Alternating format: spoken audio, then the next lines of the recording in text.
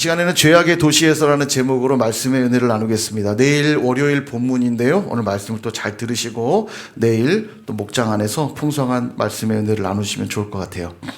아브라함의 중보로 10명의 의인만 있어도 소돔과 고모라 멸망시키지 않겠다고 하나님이 약속하셨죠. 10명은 최소한의 단위입니다. 그러니까 가장 최소 한도로만 의인이 있어도 하나님 그 성읍을 지켜주십시오. 하나님 기뻐 들으셨어요. 근데 여러분 생각을 한번 해보세요. 10명이 없어서 결국 멸망당하거든요. 어떻게 의인이 10명이 없을까? 자, 롯의 아내가 있었고 롯에게 2딸이 있었거든요. 2딸.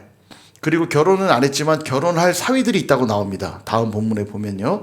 그러니까 사위들까지도 가족이라고 다 포함하면 6명이에요. 롯의 가족만 최소 6명입니다. 그러면 10명 채우는 게 그렇게 어렵진 않아 보이는데도 10명이 없어서 멸망했으니 소돔과 고모라가 얼마나 악한 도시였는가 우리는 알 수 있습니다. 그죠? 10명 정도면 충분하겠다 싶지만 10명의 의인이 있다는 게 쉬운 일이 아니에요. 우리 선일교회는 10명의 의인이 있나요? 예, 상당한 의심의 눈초리들을 옆에 계신 분이 당신이 의인이십니다. 한번 이야기 좀 해주세요. 예, 나는 의로울 게 없지만 내 안에 계신 예수 그리스도로 인하여 우리는 의인인 줄 믿습니다. 예, 하나님은 그렇게 늘 의인들에게 관심이 있으세요. 오전에도 말씀드렸지만 죄인들 때문에 심판받는 게 아니라 의인이 없어서 심판을 받는 겁니다.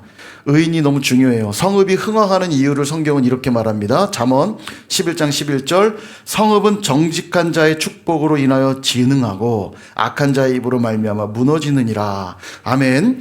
정직한 자, 즉 의인들의 축복으로 인하여 진흥하게 된대요. 그러니까 우리 가정이 잘 되는 이유, 하나님이 의롭다는 자들 있으면 그 가정 복된 겁니다. 우리 일터가, 우리 학교가, 또 선일교회가 흥황할 수 있는 근거는 오늘 의인들이 있으면 되는 거예요. 하나님 말씀대로 순종하며 의와 공도를 행하는 하나님의 사람들이 있으면 그곳에는 하나님의 복이 임하는 줄로 믿습니다.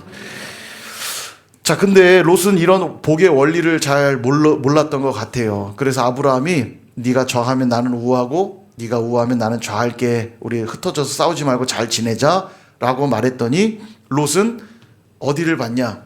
동쪽으로 갔다고 그랬어요. 거기에는 소돔과 고모라가 있었거든요. 보니까 애굽과도 같았고 여호와의 동산과도 같았더라. 너무 좋아 보였다는 거예요. 실제로 그들이 살고 있던 이 베델 지역에서 동쪽에 있었을 겁니다. 소돔과 고모라가 실제 동쪽 방향에 있었지만 성경이 말하는 동쪽의 좀 더 궁극적인 의미는 실제적인 방향을 설명했다기보다는 하나님과 반대되는 곳으로 갔다는 의미로 보시면 돼요. 전에 한번 설명드렸죠. 성막 문은 동쪽에 있습니다. 그러니까 성막에 들어가려면 동쪽에 만들어져 있는 문을 통과해 들어가니까 하나님의 임재가 있는 지성소를 향해 계속 나아간다는 건 어떤 방향으로 가는 거예요? 동쪽에 있는 문을 통과해 들어왔으니까 하나님의 임재가 있는 지성소를 향해 가는 길은 서쪽인 거예요. 동쪽을 향해 간다는 건 반대로 간다는 겁니다. 하나님의 임재를 향해 가려면 동쪽 문으로 들어와서 서쪽 길로 계속 가야 되는 거예요. 말하자면 방향이. 근데 롯은 동쪽으로 갔다고 그랬어요. 하나님과 반대되는 곳을 선택했다는 뜻입니다. 내 눈에 보기엔 애굽처럼 보였고 여호와의 동산처럼 보였을지 몰라도 거긴 소돔과 고모라 죄악으로 가득한 땅이었죠. 과연 그 길을 선택했던 롯의 삶이 얼마나 그럼 풍족했는가 한번 볼까요? 첫 번째는 명예. 1절 보세요. 저녁 때에 그 2 천사가 소돔에 이르니 마침 롯이 소돔 성문에 앉아있다가 그들을 보고 일어나 영접하고 땅에 엎드려 절하며. 아멘. 천사들이 소돔에 도착을 했습니다. 아브라함에게 나 이제 그 땅에 심판하러 갈 거야 그 얘기한 다음에 소돔에 도착하신 거예요. 근데 성문에 앉아있던 롯이 그 2 천사를 발견합니다. 물론 천사인 거를 몰랐겠죠. 나그네로 봤을 겁니다. 도착을 했는데 땅에 엎드려 절하며 그들을 영접했대요.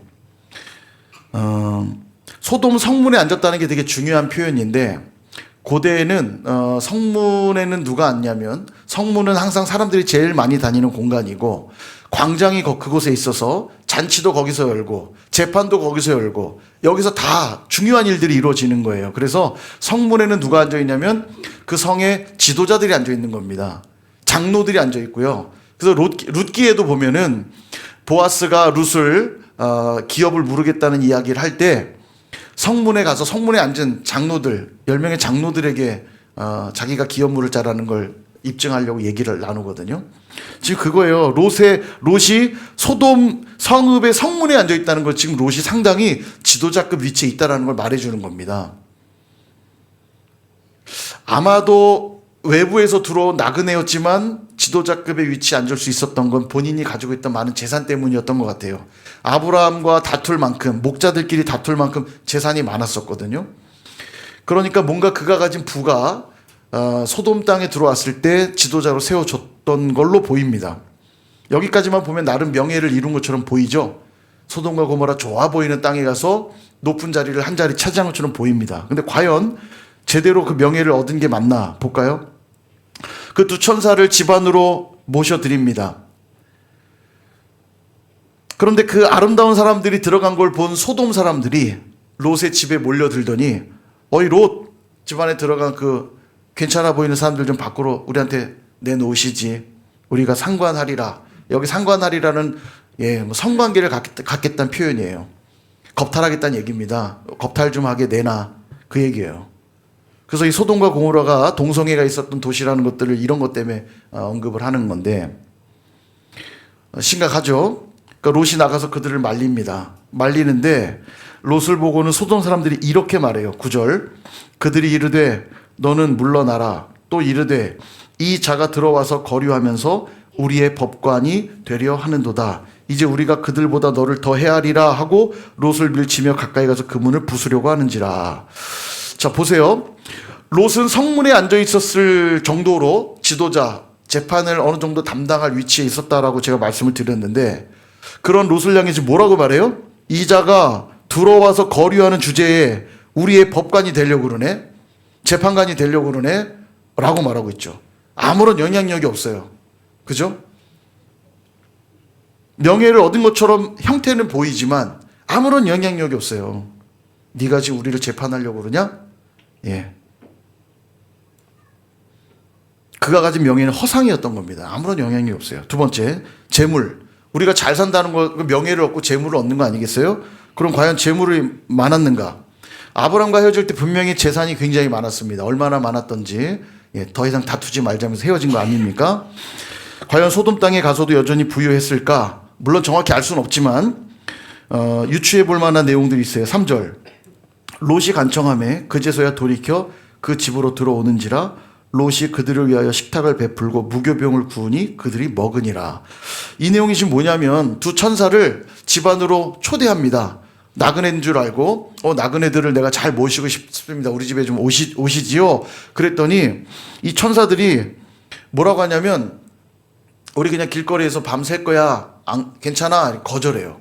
근데 그러지 말고 간청하니 꼭 우리 집에 가서 좀 당신들이 쉬셨으면 좋겠습니다. 맛있는 것도 드셨으면 좋겠어요. 그 얘기예요. 그래서 집에 데려갔는데 집에 가서 뭘 대접했나 봤더니 식탁을 베풀고 뭐 저녁 끼니가 될 만한 걸 차린 것 같고 무교병을 구웠대요. 무교병. 이 무교병은 뭐냐면 공갈빵 같은 거예요. 공갈빵. 그래서 출애굽할 때도 그 바쁜 와중에 애굽으로부터 탈출할 때 먹을 게 당장 필요하니까 무교병을 구워서 나가라고 얘기하거든요. 그러니까 그냥 긴급한 간식 같은 겁니다. 말하자면요. 공갈빵 특별한 거 아니에요. 근데 그렇게 간청해서 모신 천사들에게 지금 대접하는 거라고는 무교병과 간단한 식탁이었어요. 여러분 18장에서 아브라함도 천사들을 대접하는 장면이 나왔었죠. 예, 거기에 보면은 아브라함 굉장히 융숭한 대접을 합니다. 막 송아지도 잡고요. 떡도 준비하고 엉긴 젖과 우유 이런 것들을 대접했어요. 물론 지금 롯은 저녁 시간이었기 때문에 준비할 시간이 많지는 않았을지 모르겠지만 그럼에도 지금 이 대접은 천사들이 나 좀 니네 집에 쉬고 싶으니까 나 좀 쉬게 해주면 안 돼 라고 한 게 아니에요. 안 쉬겠다고 하는 걸 그러지 말고 우리 집에 와서 꼭 쉬소서. 내가 음식도 대접하고 쉬는 공간도 대접할 테니 우리 집에 꼭 좀 왔으면 좋겠어요 라고 본인이 대접한 거예요. 간청하면서. 그럼에도 대접한 거라고는 간단한 저녁 식사와 무교병. 예, 이런 걸 유추해 봤을 때 뭔가 이전보다 더 나은 형편을 누리고 있었던 것 같아 보이진 않아요. 그 많은 재산대로라면 풍족한 거를 대접했을 것 같은데 별로 그렇지가 않습니다. 자, 세 번째, 사회적 관계. 그럼 롯은 소돔과 고모라 가서 사람들과 더불어 어울려 지내면 행복했을까? 예, 뭐 전혀 아니라는 거 예상이 되죠. 소돔과 고모라가 얼마나 타락한 도시였는지 앞서 말씀드렸지만 마을에 찾아온 손님을 내놔라. 누군지도 모르는데 내놔라. 내가 그와 관계하리라. 내가 그 성폭행한다는 얘기예요. 갖고 놀게 좀 내놔봐. 심각하죠? 그러니까 롯이 나가서 어지간해서 안 될 거 알고 나가서 막아서요. 이러지 말고 가라고. 왜 그렇게까지 했냐면 이들의 폭력성과 그들의 악행을 충분히 인지하고 있었거든요. 그냥 돌아갈 자들이 아니라는 거 알았거든요. 그래서 롯이 뭐라고 그러냐면 이들에게 손대지 말고 그럼 진짜 니네 벌 받아. 그러면 안 되고 내게 아직 남자를 알지 못하는 두 딸이 있으니 내 딸들 내줄 테니까 그만하면 안 되겠냐? 이렇게 말해요. 이게 여러분 가당키나 합니까? 두 딸을 내어주는 걸 아무렇지도 않게 생각할 만큼 이 타락한 도시의 롯도 어느 정도 젖어 있는 것을 보게 돼요. 그렇게 하지 않으면 안 된다는 거. 그 정도는 괜찮다라고 생각하는 느낌이 들어요, 지금. 여러분, 내 주변 이웃들이 이런 사람들이라고 상상을 해보세요. 그런 곳에서 살고 싶나요? 야, 청천동에 가면 장난 아니야. 무법천지야. 가면 마음에 안 들면 막 물건 다 훔쳐가고 사람들 맨날 패고 그런 도시에 살고 있다고 그러면 거기가 아무리 애굽처럼 보이고 여호와의 동산처럼 보여도 여러분 살고 싶으세요? 당장 이사 가야죠. 그죠? 이게 여러분 롯의 선택한 결과입니다. 더 풍요로운 삶을 찾아서 분명히 선택했거든요. 근데 그의 삶을 지금 보세요. 명예든 재물이든 사람들과의 관계든 그 어느 것 하나 풍요롭고 행복해 보이지 않아요. 베드로후서 2장 7절은 롯에 대해 이런 표현이 나옵니다. 무법한 자들의 음란한 행실로 말미암아 고통당하는 의로운 롯. 고통당하고 있었대요. 소돔과 고모라에서 행복하지 않았대요. 어쩌면 너무 당연한 결론이죠. 롯이 선택한 곳은 하나님이 안 계신 반대편을 선택했거든요. 자기의 욕망을 쫓아간 거거든요. 욕망을 쫓아갔으니 소돔과 고모라는 어떤 도시예요? 욕망의 도시죠. 내 욕망이 욕망을 선택하게 한 겁니다. 그러니 그 욕망의 결론이 심판밖에 기다릴 게 없는 거죠. 현대사회도 크게 다르지 않습니다. 욕망이 지배하는 세상 아닙니까? 광고를 보면 내 욕망을 자극하는 광고 멘트들로 가득 넘칩니다. 뉴스들은 어떤가요? 자기 욕망을 제어하지 못해 벌어지는 사건 사고들로 넘쳐나죠. 더 심각한 건 이런 일이 하도 자주 일어나니까 그 뉴스를 보면서도 우리도 아이고 또 저러네. 대수롭지 않게 넘어가는 우리의 모습들을 보게 됩니다. 이란에서 막 내전이 일어나서 사람들이 막 몇천 명씩 죽어나가는 상황에도 여러분 관심 있으세요? 아유 또 저기 또 죽네. 총 맞아 죽네.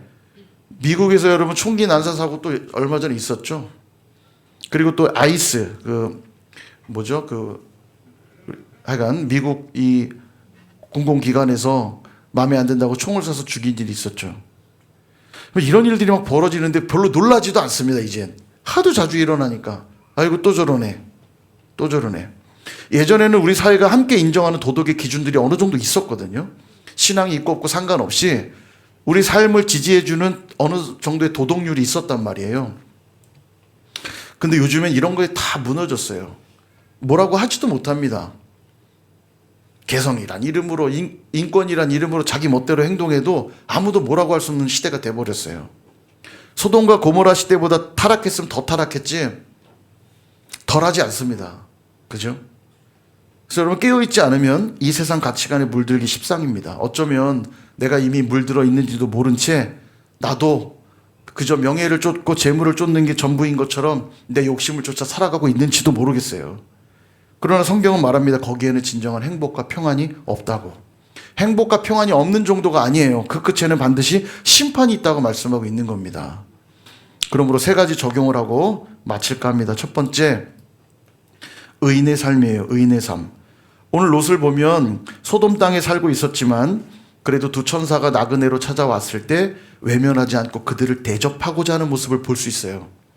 나그네를 대접하는 건 성경에 보면 의로운 행동으로 묘사하거든요.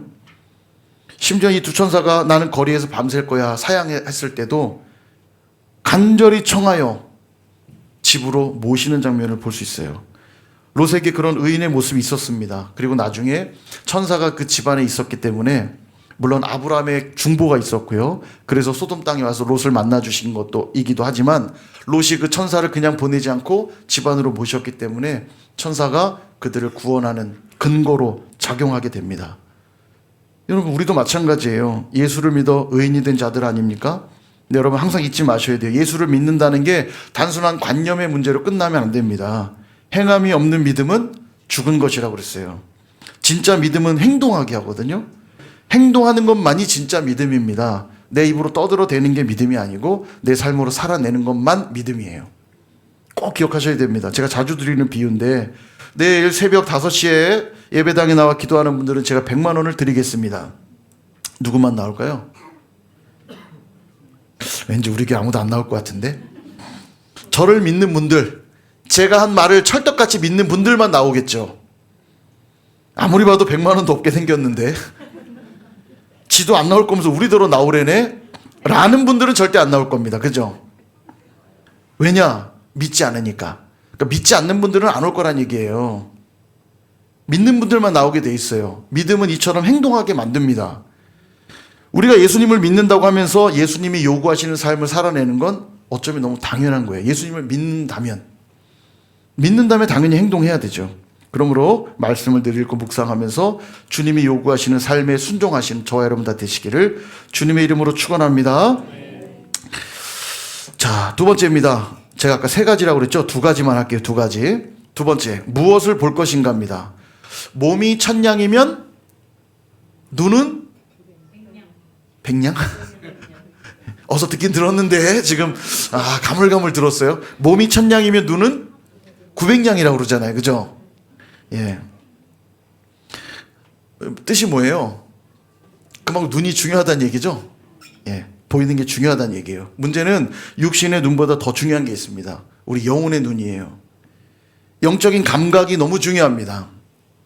이 분별력이 없으면 그야말로 망하는 거예요.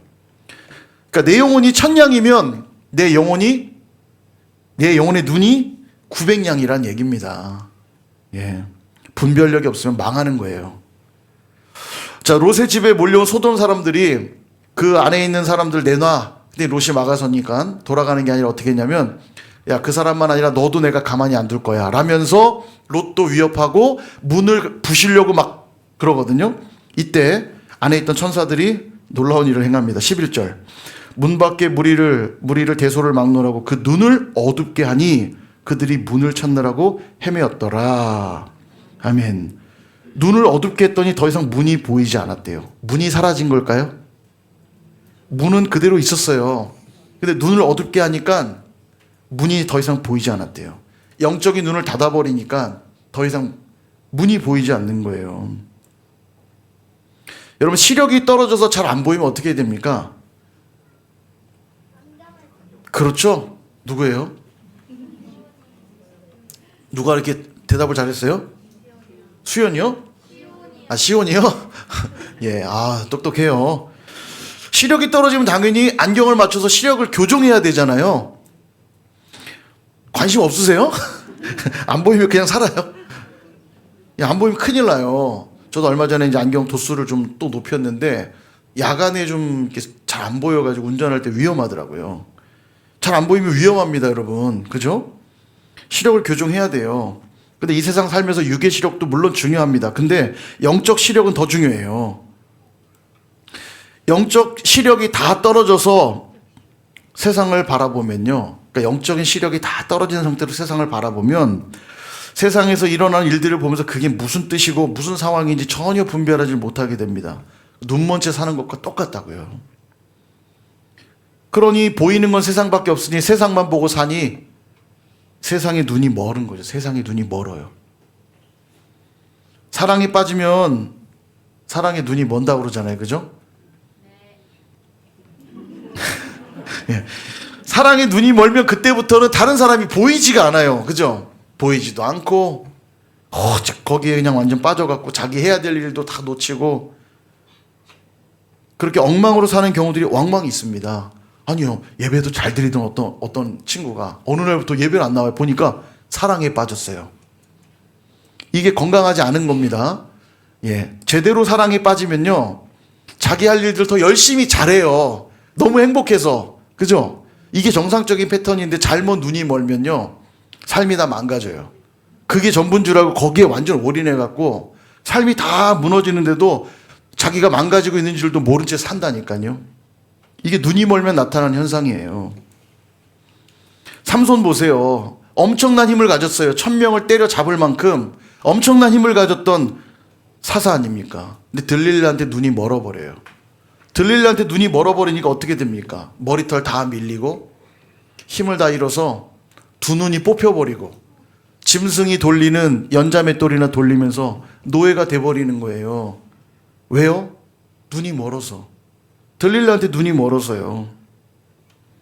그래서 여러분, 영적인 시력이 떨어졌다면 내버려 두면 안 돼요. 그냥 살면 안 됩니다. 죽는 길이에요. 망하는 길이에요. 삼손처럼 되는 거예요. 내 영적 시력이 떨어지면 어떻게 됩니까? 교정해야죠.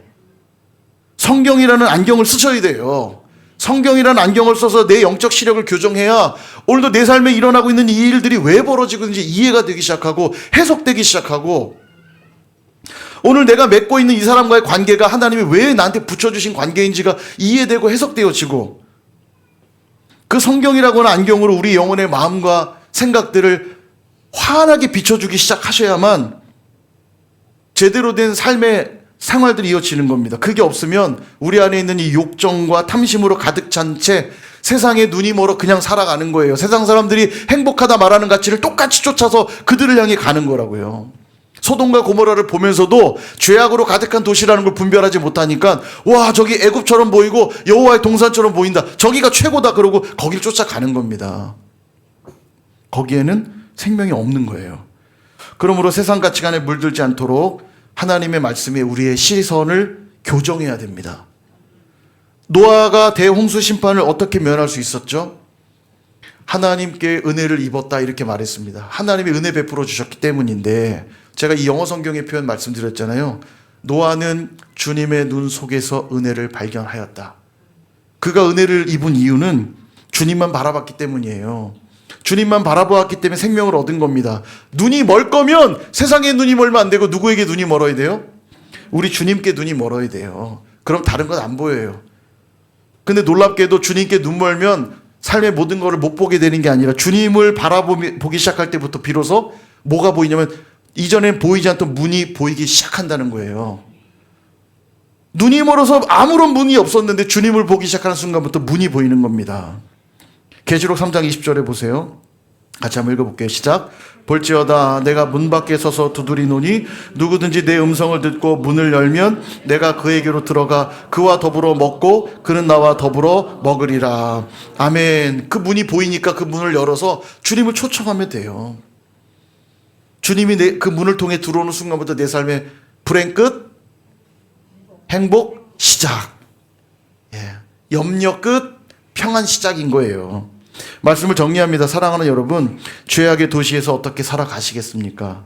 두 가지를 기억하시면 좋겠어요. 첫 번째는 의인으로서 합당한 삶을 살아가시길 바랍니다. 행하는 것만이 진짜예요. 머릿속 관념 속에 있는 생각 속에 그치면 안 됩니다. 동기부여하는 걸로 내 인생을 끝나면 안 돼요. 그래, 난 공부 열심히 할 거야. 그거 중요하지 않아요. 공부를 하면 돼요. 나 열심히 하나님 믿을 거야. 하나님 믿는 행동들을 하면 돼요. 말씀을 읽고 기도하고 예배 드리면 되죠. 그게 의인으로서의 합당한 삶이에요. 관념 속에 머무르시면 안 됩니다. 살아내셔야 돼요. 껄껄 하는 신앙은 이제 정리 좀 하세요.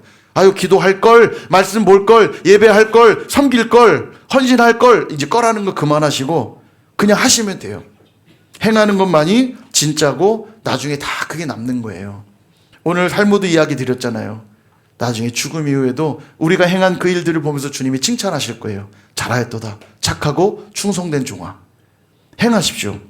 두 번째, 영적인 시력을 하나님의 말씀으로 교정해야 돼요. 우리의 눈은 이미 왜곡되어 있기 때문에, 죄로 인해 완전히 무너져 있기 때문에 제대로 볼 수가 없어요. 내 힘으로는 안 됩니다. 하나님 말씀으로 교정하셔야 돼요. 말씀을 통해서 여러분의 가정을 바라보시기 바라고요. 말씀을 통해서 여러분이 일하는 일터를 바라보시고, 학교를 바라보시고, 여러분이 하고 계신 사역들을 바라보시고, 삶의 여러 상황들을 말씀을 통해서 바라보시면 이전에는 보이지 않던 문들이 보이기 시작할 거예요.